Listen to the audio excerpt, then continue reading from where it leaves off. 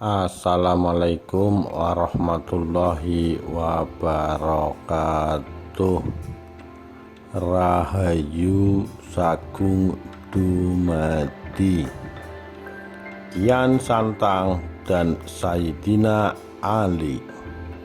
SM Said, Minggu 7 Desember 2014.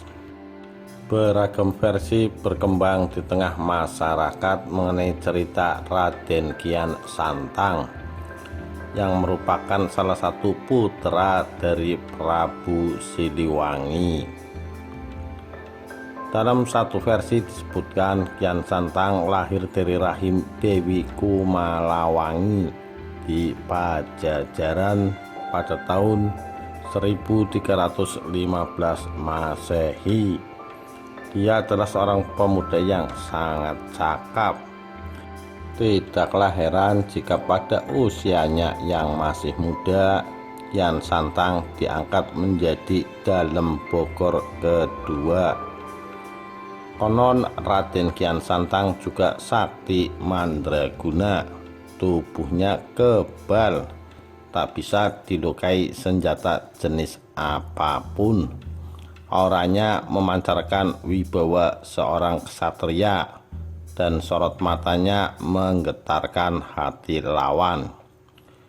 Diriwayatkan Prabu Kian Santang telah menjelajahi seluruh tanah Pasundan, tapi seumur hidupnya dia belum pernah bertemu dengan orang yang mampu melukai tubuhnya.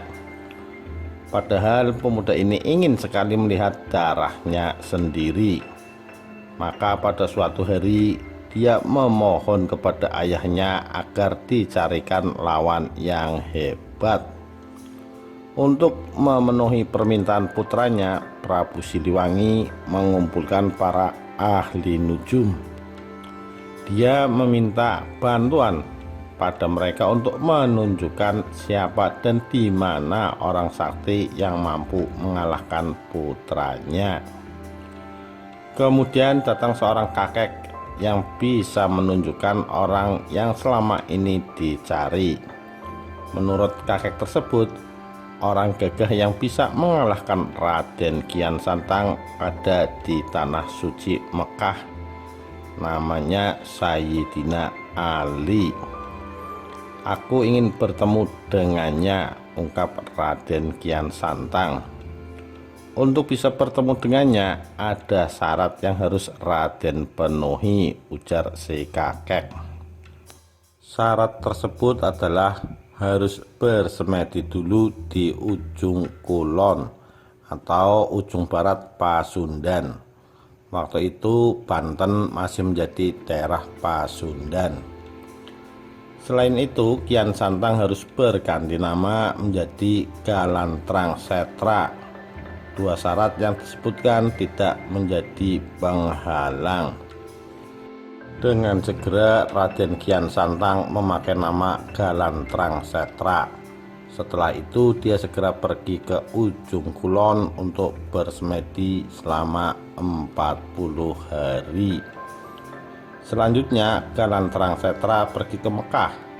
Konon Kian Santang yang telah berganti nama menjadi Galantrang Setra itu pergi ke Mekah dengan ilmu kesaktiannya, sehingga tidak memakan waktu lama untuk sampai di sana. Sesampainya di Arab, beliau langsung mencari Sayyidina Ali. Anda kenal dengan Sayyidina Ali? Tanya Kian Santang pada seorang lelaki tegap yang kebetulan berpapasan dengannya. Kenal sekali, jawabnya. Kalau begitu, bisakah kau antar aku ke sana? Bisa, asal kau mau mengambilkan tongkatku ini. Demi untuk bertemu dengan Ali, Kian Santang menurut untuk mengambil tongkat yang tertancap di pasir. Tapi alangkah terkejutnya dia ketika mencoba mencabut tongkat itu. Ia tak berhasil. Bahkan meski dia mengerahkan segala kesaktiannya, dari pori-porinya keluar keringat darah. Begitu mengetahui Kian Santang tak mampu mencabut tongkatnya, maka pria itu pun menghampiri tongkatnya sambil membaca bismillah. Tongkat itu dengan mudah bisa dicabut. Kian Santang keheranan melihat orang itu dengan mudahnya mencabut tongkat tersebut, sedang dia sendiri tak mampu mencabutnya. Mantra apa yang kau baca tadi hingga kau begitu mudah mencabut tongkat itu? Bisakah kau mengajarkan mantra itu kepadaku? Tidak bisa, karena kau bukan orang Islam. Ketika dia terbengong dengan jawaban pria itu, seorang yang kebetulan lewat di depan mereka menyapa, "Assalamualaikum Sayyidina Ali." Mendengar sapaan itulah, kini dia tahu bahwa Sayyidina Ali yang dia cari adalah orang yang sedari tadi bersamanya. Begitu menyadari ini, maka keinginan Kian Santang untuk mengadu kesaktian musnah seketika. Bagaimana mungkin aku mampu mengalahkannya? Sedang mengangkat tongkatnya pun aku tidak mampu, pikirnya. Singkat cerita, akhirnya Kian Santang masuk agama Islam.